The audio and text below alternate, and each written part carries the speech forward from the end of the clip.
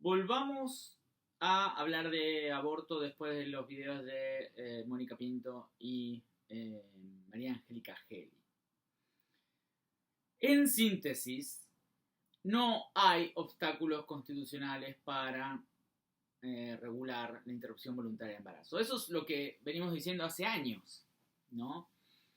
Hay jurisprudencia internacional, como el caso Roe versus Wade, como el caso Artavia Murillo, en la Corte Suprema de Estados Unidos o en la Corte Interamericana de Derechos Humanos. Y en Argentina tenemos muchos casos donde se acepta el aborto terapéutico, el aborto por peligro a la salud de la mujer o de las personas gestantes. Y por supuesto el fallo FAL, que regula y aclara el inciso 1 y 2 del artículo 86 del Código Penal. ¿Por qué? Porque el Código Penal es un código muy viejo que básicamente dice que hay dos abortos, hay dos al menos formas de aborto no punible. El aborto por el peligro de la salud o la vida de la mujer. Y ahí es claro que entre el bien jurídico, vida de la persona por nacer y de la madre, el derecho argentino en el Código Penal, un Código Penal muy viejo, 1921, dijo que lo más importante es la salud de la madre y la vida de la madre, sobre todo la salud y la vida. Entonces, no es que el derecho a la vida es sagrado. Acá no es sagrado. Evidentemente no es sagrado porque habilita la interrupción del embarazo para proteger la vida de la madre. Inciso número 1. El inciso número 2 es un poco más complejo porque el Código Penal, redactado en 1921, inspirado en algunos códigos europeos, sobre todo el italiano, establece una redacción al menos extraña para nuestros estándares 100 años después de su sanción. Porque dice que básicamente en los casos de violación a mujer idiota o demente se habilita este segundo inciso del artículo 86, que habilita lo que se ha llamado un aborto eugenésico. O sea, dado que la mujer idiota demente se interpreta, un concepto horrible en términos de la redacción de hoy, pero o sea, eso es lo que dice el Código Penal, la mujer idiota demente, que podríamos equiparar a una persona, ¿no?, que es idiota y que es demente, pero podemos pensar en una persona como, por ejemplo, síndrome de Down. Por ejemplo, no es lo mismo, no es equiparable, estoy tratando de darles un contexto y en ese contexto, según la literatura, se pensaba que las mujeres con problemas de retraso madurativo o con síndrome de Down, llamadas idiotas o dementes, iban a tener hijos con los mismos problemas. Entonces, el aborto era eugenésico porque la idea era hacer eugenesia, proteger la pureza, la calidad de la raza. Y estoy siendo literal en esto. Entonces, el aborto eugenésico se permitía para evitar que la sociedad tenga más personas con los mismos problemas de esas mujeres idiotas o dementes que habían sido violadas. Hasta hace poco también el Código Penal permitía que las personas que habían violado a mujeres se casaran en un proceso que se llamaba advenimiento, igual de desastroso que el Código Penal histórico, y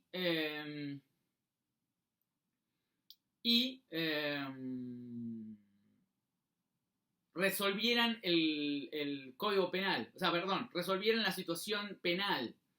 Entonces, básicamente, no eran castigados por la violación cuando se casaban con la mujer que habían violado. Una cosa que en algunos, creo, países todavía, hasta hace relativamente poco, fue legal. Entonces, ese es el clima del Código Penal, del Código Penal histórico que fue aclarado por el fallo FAL. Hay otros fallos que discuten la cuestión del origen de la vida, sobre todo del año 2002, el fallo Portal de Belén y el fallo TS. En el fallo Portal de Belén, la Corte, pero solo lo hace porque antes había dictado TS. En el fallo TS, la Corte permite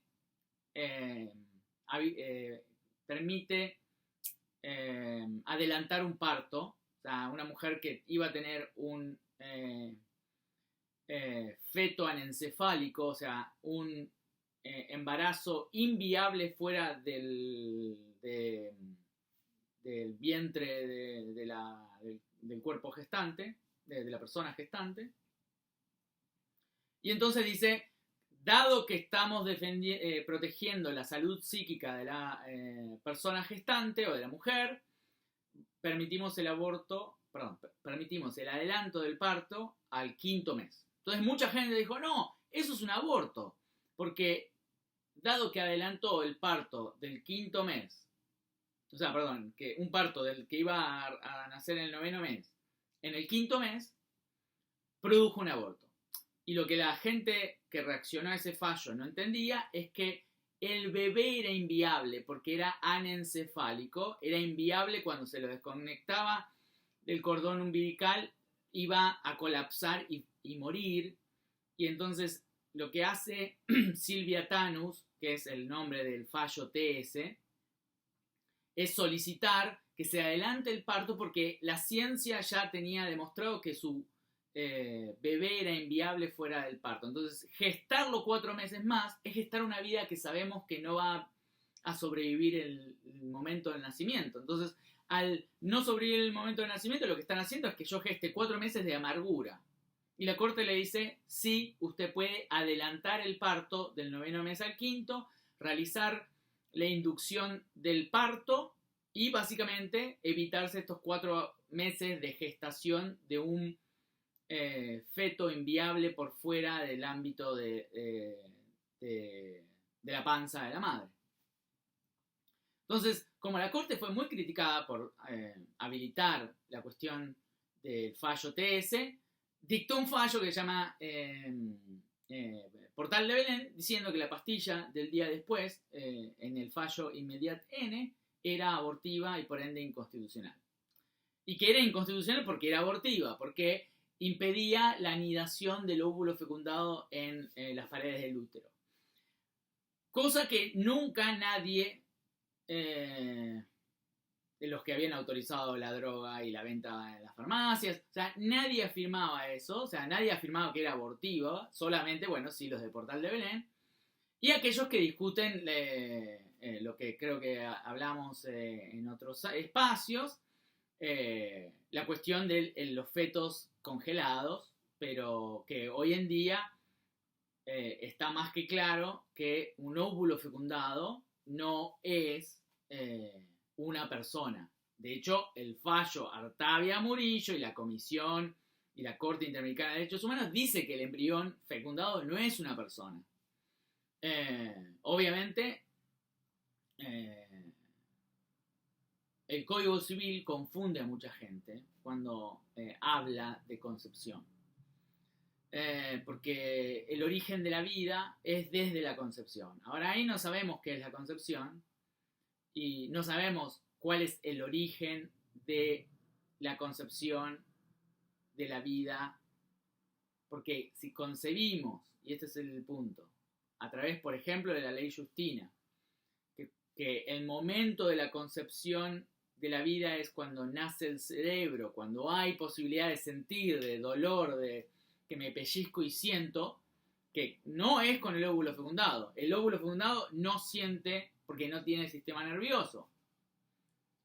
De la misma forma, cuando una persona fallece, lo primero que los médicos ven es si falleció en términos cerebrales, porque puede morir cerebralmente y vivir orgánicamente. Entonces, la concepción, quizás, del artículo 19 del Código Civil de la República Argentina, que no importa tanto porque no es la Constitución, pero lo aclaramos para luchar contra la ignorancia y la desinformación constantemente, e igual vamos a perder contra esa ignorancia y desinformación, puede ser interpretado como el origen de la vida es desde la concepción de la vida cerebral. Eso quiere decir que es mucho después del óvulo fecundado. Y lo que sí sabemos es cuándo es la muerte, porque no puede haber donación de órganos con personas muertas biológicamente. Si ustedes van a donar un órgano voluntariamente o producto de un accidente y ustedes son la persona que dona el órgano porque están muertos cerebralmente, pero vivos biológicamente. Entonces no sienten nada, no pueden volver a vivir cerebralmente, pero quizás su corazón está latiendo y va a latir 6 años más. Lo que hace la donación de órganos es matar a la persona cuyos órganos se retiran. O sea, esto, lamento no tener mucho más tiempo para explicarlo, pero la donación de órganos implica la muerte cerebral para habilitar la muerte biológica. Lo que hacen los médicos es retirar los pulmones, retirar los riñones, retirar el corazón. Y cuando retiran el corazón, la consecuencia no la tengo que aclarar, ¿no? Entonces no hay donación de un corazón si alguien no fue literalmente, si alguien no murió literalmente por el producto, por la causa de sacar el corazón. Entonces, la ley Justina lo que habilita es que el médico vea, bueno, o una junta de médicos diga, bueno, hay coma 4 irreversible, muerte cerebral, esta persona no va a volver a despertar, está en la cama y necesitamos la cama, necesitamos el respirador. ¿Qué hacemos? Bueno, si tiene coma 4 irreversible, muerte cerebral, no va a volver nunca más. Podemos, si es que no dijo que no quiere donar los órganos, podemos donar los órganos, o si no, después de la muerte cerebral, también podemos desconectarlo y generar la muerte física. ¿Por qué? Porque en hospitales públicos no podemos tener una sala de gente que tiene muerte cerebral irreversible, no va a volver, porque sabemos que no va a volver. Hay otros casos que de muerte cerebral está durmiendo, está en un estado de inconsciencia profundo, pero tiene actividad cerebral. No. Cuando es muerte cerebral irreversible y es un punto en el cerebro, ¿no? Y seguramente hay muchos debates que me superan porque no soy un especialista en muerte cerebral. Bienvenidos son aquellos que que quieran ampliar la información porque siempre es bienvenido, pero en esos casos todo este ejercicio que estoy haciendo y explicando la muerte cerebral tiene como objetivo explicar que en el Código Civil el artículo 19 podría ser entendido como el origen de la vida es desde la concepción de la vida cerebral, no de la vida biológica. Porque de hecho, cuando pensamos en vida biológica, está ahí la ley Justina que nos dice, la vida biológica no me importa, lo que me importa es la vida cerebral. Porque cuando no hay vida cerebral, yo puedo sacar los órganos. Y sacando los órganos, ¿qué causo? Causo la muerte biológica. Entonces, ¿qué es lo importante? Si no importa la muerte biológica, sino la cerebral. ¿Qué debería ser lo importante si importa la muerte cerebral? La vida cerebral debería ser importante. Y ese debate entre vida cerebral y vida biológica en general no lo vemos. Y no lo vamos a ver. Por una razón, ustedes están en la universidad y están viendo un video de un docente explicando esto y la gente no lo sabe, porque es un nivel que sin que pretender que sea matemática cuántica o física cuántica o matemática profunda, filosofía de la matemática, es un tema complejo y realmente hasta, obviamente nos faltan a muchos de los abogados, profesores y demás, conocimiento en materia de medicina. Pero para sintetizar y para dar ya todos los argumentos del FAL, que básicamente interpretan lo siguiente. Interpreta FAL, la Corte Suprema en el fallo FAL, dice que no hace falta una autorización judicial para solicitar un aborto en los hospitales públicos. Que cualquier mujer, eso dice el fallo FAL, y generó todos los protocolos que deberían existir en cada una de las provincias, en muchas no existen, para que una mujer vaya a un hospital público y diga en un formulario o declaración jurada que fue violada, ¿no? Y chequeando la opción, se practique de forma gratuita en el hospital público el aborto sin más que la firma en una declaración jurada. Eso es lo que dice la Corte Suprema en el fallo FAL. El fallo sale un martes 13 del año 2012. El fallo FAL. Y eso es lo que dice. Se interpreta que cuando habla de mujer idiota de mente, no habla de mujer idiota de mente, habla de toda mujer. Entonces, toda mujer puede ir a un hospital público, no necesita una autorización judicial. Recuérdenlo, jueces y señores de los hospitales, no hace falta que usted le pida a una mujer una declaración jurada, no hace falta que le pida un fallo judicial, no tiene que pedir a un juez que lo habilite. Si le niega el aborto, incumple la ley, dice la Corte Suprema. Y yo voy a controlarlo.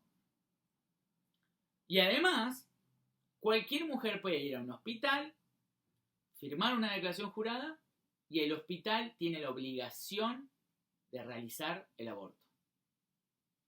Con la sola firma de la mujer de la declaración jurada, se habilita la vía para realizarse el aborto. ¿Por qué? Bueno, como muchos de ustedes saben, primero hay... o sea, no le podemos pedir a las víctimas de violación que esperen un proceso judicial que a veces puede tardar 10 años o 6 meses o 6 años, teniendo ellas un periodo de 9 meses para gestar una vida producto de esa situación, de esa agresión sexual. Entonces, sin duda, la Corte dice, el aborto se hace bajo el inciso 86.2 del Código Penal, pero nunca íbamos a solicitar una declaración, una sentencia previa al aborto por violación. La sola voluntad de la mujer es suficiente para realizar el aborto y la declaración jurada. Punto. ¿Por qué? Repito, no podemos esperar que las mujeres, no podemos esperar al propio Poder Judicial para que nos dé una respuesta acá. Obviamente por una razón que quizás es medio obvia, perdón, la redundancia, que es estamos haciendo todo este vericueto porque el Código Penal es de 1921. Lo que tenemos que hacer es lo que la Ley de Interrupción Voluntaria de Embarazo está intentando, que es darle a la mujer o cualquier cuerpo gestante la decisión de interrumpir su embarazo con marcos y reglas para que lo realice. Bien, en conclusión, esto fue un breve repaso de Roe vs. Wade, el caso que divide todo en trimestres, la Corte Suprema. En 1972 lo que estableció fue que básicamente las mujeres tienen un derecho a la intimidad y privacidad y autonomía de decidir sobre su cuerpo en el primer trimestre en todo Estados Unidos. En el segundo trimestre cada estado de los Estados Unidos va a decidir con una junta médica si puede o no cada estado, cada 50 estados. O sea, en el primer trimestre todos los estados de Estados Unidos van a permitir el aborto. En el último, todos lo van a prohibir. El aborto no se puede dar del mes 6 al mes 9. Y del mes 3 al mes 6, cada estado va a decidir cuándo y cómo. Una de las razones por las que le di el fallo Roe vs. Wade, primero porque a diferencia de mucho de lo que es la jurisprudencia de Argentina y sobre todo la jurisprudencia conservadora, el fallo Roe vs. Wade tiene una introducción súper humilde que dice, la verdad, en 1972 no tenemos mucha idea de cuándo es el origen de la vida. De hecho, esa incertidumbre sigue hasta hoy. Pero como ni la comunidad científica se pone de acuerdo en esto, menos lo vamos a hacer nosotros, los jueces de la Corte Suprema de Estados Unidos.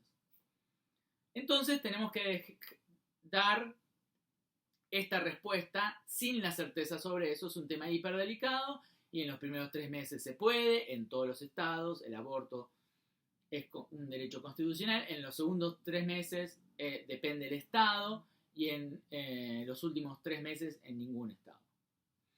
Eso, como pudieron ver en un documental que les sugerí, Reversing o Revirtiendo Roe, está cambiando.